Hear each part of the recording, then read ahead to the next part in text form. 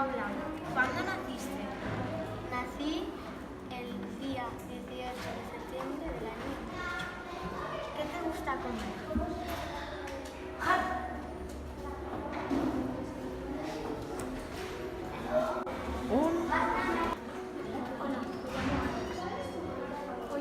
Hoy voy a entrevistar a Carla. Hola Carla.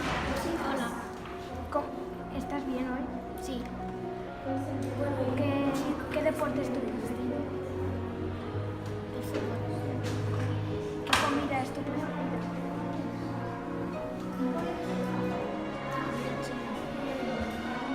¿Qué bebidas Venga.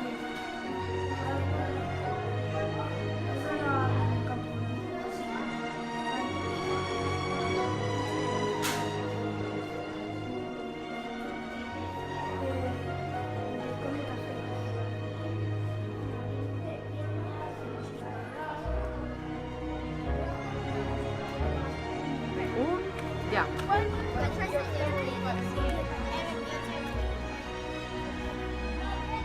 ¿Cuál es tu comida favorita?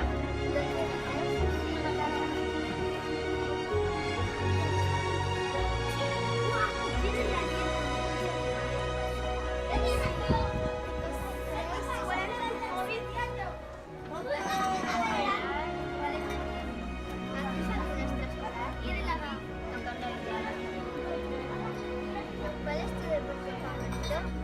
¿No tienes? Ahora ¿Cuál es tu hobby favorito?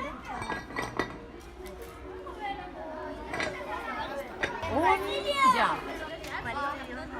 El inglés. ¿Qué hablas? Soy yo.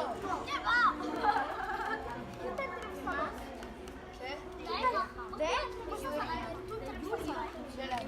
¿Dónde te gustaría viajar? ¿Viajar? Por Asia. Dos. ¿Cuántos años tienes? 10.